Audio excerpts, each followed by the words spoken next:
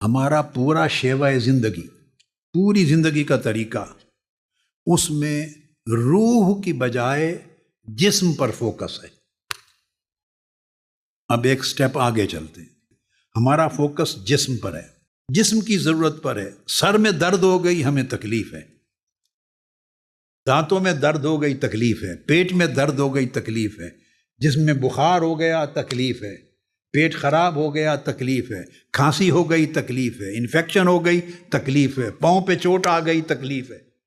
یہ ساری تکلیفیں جسم کی محسوس ہوتی ہیں، مگر کسی نے روح کا چیخنا بھی آج تک سنا؟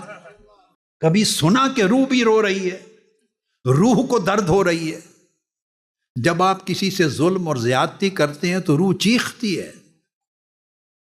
جب کسی کی حق تلفی کرتے ہیں تو روح چیختی ہے، کسی پہ غیظ و غضب کرتے ہیں تو روح روتی ہے، چیختی ہے، خیانت بددیانتی کرتے ہیں تو روح چیختی ہے، جھوٹ بولتے ہیں، غیبت کرتے ہیں، چغلی کرتے ہیں تو روح چیختی ہے، ایک دوسرے سے نفرت اور حقارت کرتے ہیں تو روح چیختی ہے، ایک دوسرے کی پشت پیچھے اس کا ٹھٹھا مذاق کرتے ہیں تو روح چیختی ہے۔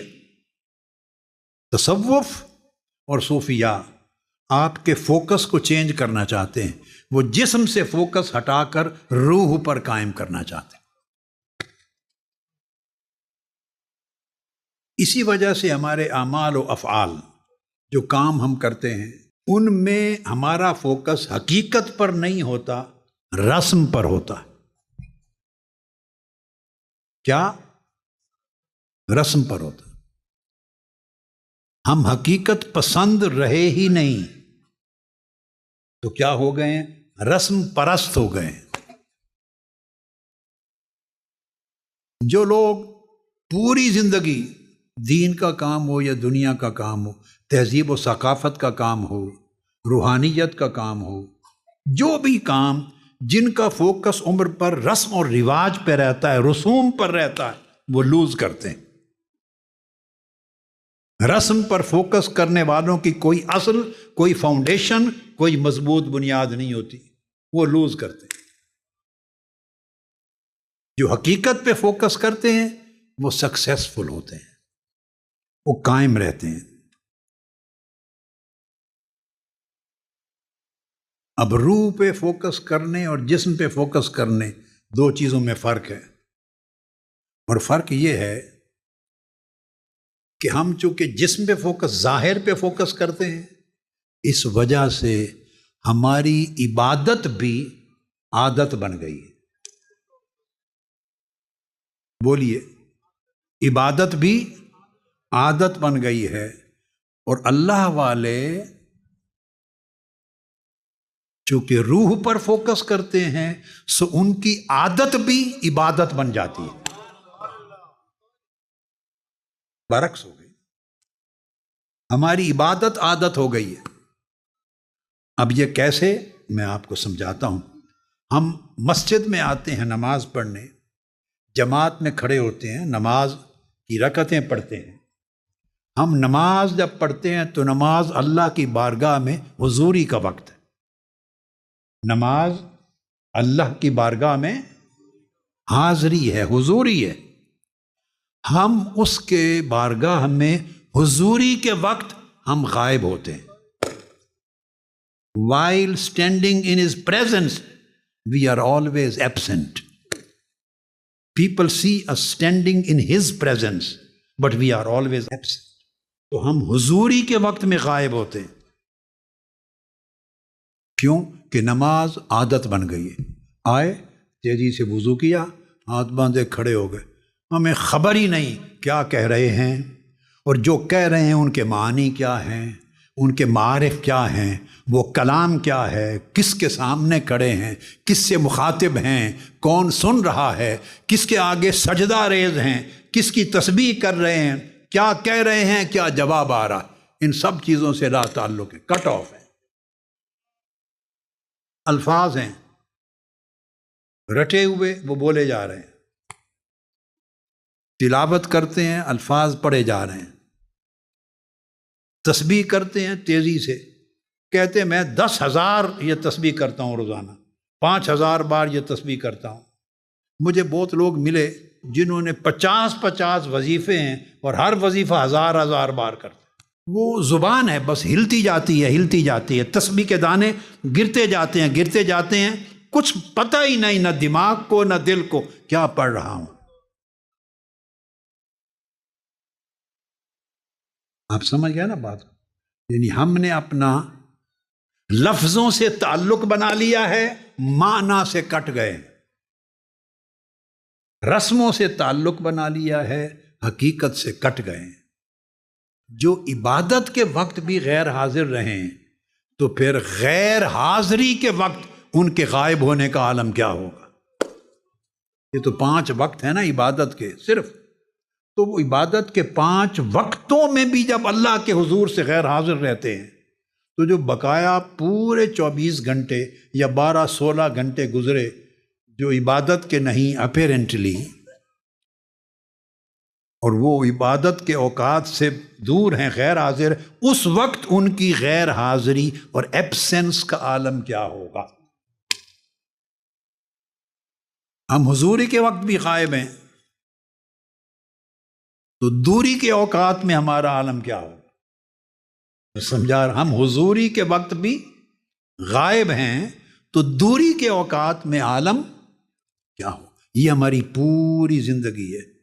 تصوف اصل حضوری کو قائم کرنا چاہتا ہے اور دوری کو ختم کرنا چاہتا ہے، اور آپ غائب ہیں، یہ ایک زندگی ہے. تصوف غائب کو حاضر کرنا چاہتا ہے اور حضوری کو اتنا پختہ کرنا چاہتا ہے. تصوف اور صوفیہ اور اولیاء اور عرفاء وہ حضوری کو آپ کے من میں، آپ کے دل و دماغ میں، آپ کی روح میں، آپ کے اندر حضوری کو اتنا پختہ کرنا چاہتا ہے کہ دوری بھی حضوری میں بدل جائے. دوری بھی حضوری میں بدل جائے. جو قرآن مجید نے فرمایا، اعوذ باللہ من الشیطان الرجیم، رجال لا تلہیہم تجارت ولا بیع عن ذکر اللہ. جو مردان حق ہیں، مرد ہیں اللہ کے بندے، وہ تجارت کرتے ہیں، یہ دوری کے کام ہیں، کاروبار کرتے ہیں، خرید و فروخت کرتے ہیں، آفس میں جاتے ہیں، بزنس کرتے ہیں، بیع، بزنس کرتے ہیں، تجارت کاروبار کرتے ہیں، دنیاوی کام کرتے ہیں، یہ سب دوری کے کام ہیں. فرمایا رجال لا تلہیہم تجارت ولا بیع عن ذکر اللہ. یعنی اللہ کے بندے وہ ہیں کہ ان کی زندگی میں دوری رہتی ہی نہیں ہے، ہر دوری حضوری بن جاتی ہے، ہر دوری حضوری بن جاتی. جب ہر دوری حضوری بن جاتی ہے تو اہل اللہ کی زندگی یہ ہے کہ ہماری عبادت بھی عادت میں ڈھل جاتی ہے اور اس سے کوئی نفع نہیں ملتا. رسم پوری ہوتی ہے، فرض ادا ہوتا ہے، مگر اس سے نور نہیں ملتا. اور جب کوئی بندہ یہ قدم 2 اٹھا لے اور اللہ والا بن جائے تو اس کی عادت بھی عبادت میں بدل جاتی ہے. اس کا اٹھنا بیٹھنا، چلنا پھرنا، کھانا پینا، لوگوں سے ملنا، کاروبار تجارت، پڑھنا پڑھانا، یہ سارے کام اس کی نیت کی خالصیت کے لیے اور ہر فعل کے پیچھے للہیت کے باعث اس کی ہر عادت عبادت میں بدل جاتی. وہ جو کام کرتا ہے جو کہ اللہ کے حکم کے خلاف نہیں ہوتا وہ عبادت ہو جاتا. یہ بنیادی چیز ہے جو میں نے آپ کو تصوف کے معنی اور مفہوم کے حوالے سے اور صوفیاء کرام اور اولیاء اعظام کی تعلیمات کے حوالے سے ملخصاً خلاصہ کر کے سمجھایا. ہمارا اس پر فوکس نہیں ہے. ہم نے زندگی کی ساری عبادات کو رسموں میں بنا لیا ہے، روحانیات کو رسموں میں بنا لیا ہے. اس کے اوقات فکسڈ ہیں، مہینوں کے دن فکسڈ ہیں، ٹائم فکسڈ ہیں، رسمیں فکسڈ ہیں. ہم اس میں آ جاتے ہیں، ہمیں اس کی مقصدیت کا بھی نہیں پتہ. یہ کیوں کر رہے ہیں، اس سے حاصل کیا کرنا چاہیے، اس غرض و غائب سے بھی تعلق نہیں. بالکل مائنڈ لیس ہو گئے ہم. اب اس کا نقصان یہ ہوا کہ پہلے تو زمانہ ایسا تھا جس میں ماحول میں، معاشرے میں، رہن سہن میں مادیت تو تھی مگر مجموعی طور پہ روحانیت غالب رہتی تھی۔ جو زمانے پہلے گزرے، جو ہم نے اپنے بچپن میں دیکھے، آپ میں سے عمر رسیدہ لوگوں نے جو بچپن میں دیکھے، پھر ان سے پہلی نسلوں نے دیکھے، پھر ان سے پہلی نسلوں نے دیکھے، ان میں مجموعی طور پر ماحول میں روحانیت غالب رہتی تھی، ادب آداب غالب رہتے تھے، حیا غالب رہتا تھا، تعظیم تکریم غالب رہتی تھی، فضا میں، ہوا میں بھی خیر ہوتی تھی، گلیوں میں چلتے پھرتے کھیلتے بھی حیا ہوتا تھا۔ بہت دور کا زمانہ نہیں ہے یہ، میں نے یہ بات کئی بار کہی کہ ہمارے اپنے بچپن اور نوجوانی کے دور میں ہر محلے، ہر گلی میں، ہر دوسرے گھر میں ایک یا دو تہجد گزار ہوتے تھے، ہر دوسرے گھر میں یا ہر ایک گھر میں کوئی ایک بوڑھا یا بوڑھی خاتون تہجد پڑھنے والی، تو ہر گھر میں پچھلی رات مصلی بچھتا تھا، ہر گھر میں پچھلی رات اللہ اللہ ہوتا تھا، ہر گھر میں پچھلی رات سجدہ ریزی ہوتی تھی اللہ کے حضور، لوگ روتے بھی تھے، گریہ وزاری بھی کرتے تھے، بچے بھی انہیں دیکھتے تھے۔ یہ ماحول باہر گلی کوچوں میں بھی تھوڑا زیادہ ملتا تھا، حلقات اور مجالس میں ملتا تھا، تو مجموعی طور پہ روحانیت کا غلبہ تھا، عقائد کی حفاظت ہوتی تھی۔